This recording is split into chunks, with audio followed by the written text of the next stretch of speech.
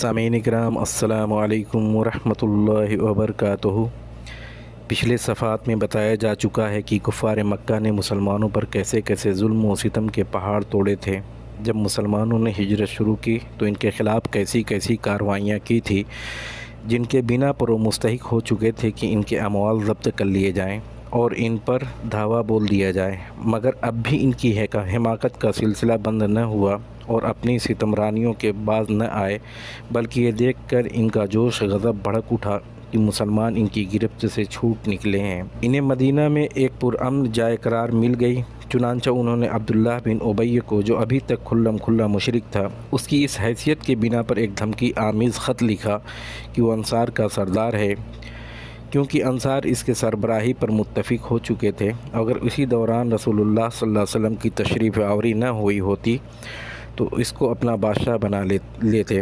مشرکین نے اپنے اس خط میں عبداللہ بن ابی اور اس کے مشرک رفقاؤں کو مخاطب کرتے ہوئے دو ٹوک لفظوں میں لکھا: آپ لوگوں نے ہمارے صاحب کو پناہ دے رکھی ہے، اس لیے ہم اللہ کی قسم کھا کر کہتے ہیں یا تو آپ لوگ اس سے لڑائی کیجئے یا اسے نکال دیجئے، یا پھر ہم اپنی پوری جمعیت کے ساتھ آپ لوگوں پر یورش کر کے آپ کے سارے مردان جنگی کو قتل کر دیں گے اور آپ کی عورتوں کی حرمت پامال کر ڈالیں گے۔ اس خط کے پہنچتے ہی عبداللہ بن ابی مکہ کے اپنے ان مشرک بھائیوں کی حکم کی تعمیل کے لیے اٹھ پڑا، اس لیے کہ وہ پہلے ہی سے نبی صلی اللہ علیہ وسلم کے خلاف رنج اور کینہ لیے بیٹھا تھا، کیونکہ اس کے ذہن میں یہ بات بیٹھی ہوئی تھی کہ آپ صلی اللہ علیہ وسلم ہی نے اس سے بادشاہت چھینی ہے۔ چنانچہ جب یہ خط عبداللہ بن ابی اور اس کے بت پرست رفقاؤں کو موصول ہوا تو وہ رسول اللہ صلی اللہ علیہ وسلم سے جنگ کے لیے جمع ہو گئے۔ جب نبی صلی اللہ علیہ وسلم کی اس کی خبر ہوئی تو آپ صلی اللہ علیہ وسلم ان کے پاس تشریف لے گئے۔ فرمایا: قریش کی دھمکی تم لوگوں پر بہت گہرا اثر کر گئی ہے۔ تم خود اپنے آپ کو جتنا نقصان پہنچا دینا چاہتے ہو، قریش اس سے زیادہ تم کو نقصان نہیں پہنچا سکتے۔ تم اپنے بیٹوں اور بھائیوں سے خود ہی لڑنا چاہتے ہو۔ نبی صلی اللہ علیہ وسلم کی یہ بات سن کر لوگ بکھر گئے۔ اس وقت تو عبداللہ بن ابی جنگ کے ارادے سے باز آ گیا، کیونکہ اس کے ساتھی ڈھیلے پڑ گئے۔ یہ بات ان کی سمجھ میں آ گئی تھی، لیکن معلوم ہوتا ہے کہ قریش کے ساتھ اس کے روابط در پردہ قائم رہے، کیونکہ مسلمان و مشرکین کے درمیان شر و فساد کا کوئی موقع ہاتھ سے جانے نہیں دینا چاہتا تھا۔ پھر اس نے اپنے ساتھ یہودیوں کو بھی ساتھ رکھا تھا، اس معاملے میں اس سے بھی مدد حاصل کرے، لیکن وہ تو نبی صلی اللہ علیہ وسلم کی حکمت تھی جو رہ کر شر و فساد کو بھڑکنے والی آگ کو بجھا دیا کرتی تھی۔ اس کے بعد حضرت سعد رضی اللہ تعالیٰ عنہ عمرہ کے لیے مکہ گئے۔ امیہ بن خلف کے مہمان ہوئے۔ انہوں نے امیہ سے کہا: میرے لیے کوئی خلوت کا وقت دیکھو، ذرا میں بیت اللہ کا طواف کر لوں۔ امیہ دوپہر کے قریب انہیں لے کر نکلا تو ابو جہل سے ملاقات ہو گئی۔ اس نے امیہ کو مخاطب کر کے کہا: ابو صفوان، تمہارے ساتھ یہ کون ہے؟ امیہ نے کہا: یہ سعد ہے۔ ابو جہل نے سعد کو مخاطب کر کے کہا: اچھا، تو میں دیکھ رہا ہوں کہ تم بڑے امن و اطمینان سے طواف کر رہے ہو، حالانکہ تم لوگوں نے بے دینیوں کو پناہ دے رکھی ہے۔ یہ زغم رکھتے ہو کہ ان کی نصرت و اعانت بھی کرو گے۔ سنو، خدا کی قسم، اگر تم ابو صفوان کے ساتھ نہ ہوتے تو اپنے گھر سلامت پلٹ کر نہ جا سکتے تھے۔ اس پر حضرت سعد رضی اللہ تعالیٰ عنہ بآواز بلند کہا: سن، خدا کی قسم، اگر تو نے مجھ کو اس سے روکا تو میں تجھے ایسی چیز سے روک دوں گا جو تجھ پر اس سے بھی زیادہ گراں ہوگی، یعنی اہل مدینہ کے پاس سے گزرنے والا تیرا تجارتی راستہ۔ اس کو لکھا ہے ابو داؤد باب مذکور۔ اس معاملے میں دیکھیے صحیح بخاری جلد نمبر 2 655 656 916 924۔ پھر قریش نے مسلمان کو کہلا بھیجا: تم مغرور نہ ہونا کہ مکہ سے صاف بچ کر نکل آئے، ہم یثرب ہی پہنچ کر تمہارا ستیہ ناش کر دیتے ہیں۔ اور یہ محض دھمکی نہ تھی، بلکہ رسول اللہ صلی اللہ علیہ وسلم کے اتنے معقد طریقے پر قریش کی چالوں اور برے ارادوں کا علم ہو گیا تھا کہ آپ یا تو جاگ کر رات گزارتے تھے یا صحابہ کرام کے پہرے میں سوتے تھے۔ چنانچہ صحیح بخاری مسلم میں حضرت عائشہ رضی اللہ تعالیٰ عنہا سے مروی ہے کہ مدینہ آنے کے بعد ایک رات رسول اللہ صلی اللہ علیہ وسلم جاگ رہے تھے کہ فرمایا: کاش آج رات میرے صحابہ میں سے کوئی صالح آدمی میرے یہاں پہرا دیتا۔ ابھی ہم اسی حالت میں تھے کہ ہمیں ہتھیار کی جھنکار سنائی پڑی۔ آپ صلی اللہ علیہ وسلم فرمایا کون ہے؟ جواب آیا سعد بن ابی وقاص۔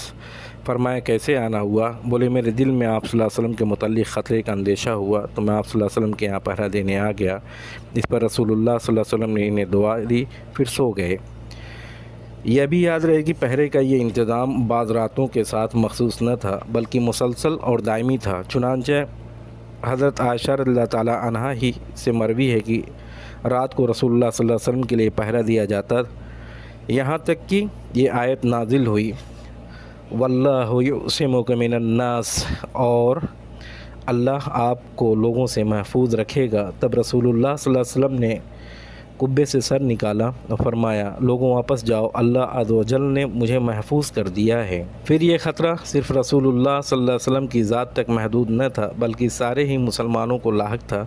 چنانچہ حضرت ابی بن کعب رضی اللہ تعالیٰ عنہ سے مروی ہے جب رسول اللہ صلی اللہ علیہ وسلم اور آپ صلی اللہ علیہ وسلم کے رفقا مدینہ تشریف لائے اور انصار نے انہیں اپنے یہاں پناہ دی تو سارے عرب نے انہیں ایک کمان سے مارا۔ چنانچہ یہ لوگ نہ ہتھیار کے بغیر رات گزارتے تھے اور نہ ہتھیار کے بغیر صبح کرتے تھے۔ اس پرخطر حالات میں جو مدینہ میں مسلمانوں کے وجود کے لیے چیلنج بنے ہوئے تھے، جن سے عیاں تھا کہ قریش کسی طرح ہوش کے ناخن لینے اور اپنے تمرد سے باز آنے کے لیے تیار نہیں، اللہ تعالیٰ نے مسلمانوں کی جنگ کی اجازت عطا فرمائی لیکن اسے فرض قرار نہیں دیا۔ اس موقع پر اللہ تعالیٰ کا ارشاد نازل ہوا تھا جن لوگوں سے جنگ کی جا رہی ہے انہیں بھی جنگ کی اجازت دی گئی کیونکہ وہ مظلوم ہیں اور یقیناً اللہ ان کی مدد پر قادر ہے۔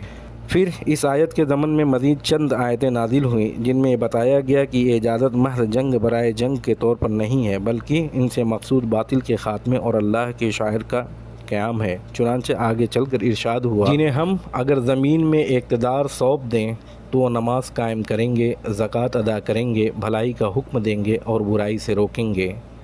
صحیح بات جسے قبول کرنے کے سوا چارہ کار نہیں یہی ہے کہ اجازت ہجرت کے بعد مدینہ میں نازل ہوئی، مکے میں نازل نہیں ہوئی تھی۔ البتہ وقت نزول کا قطعی تعین مشکل ہے۔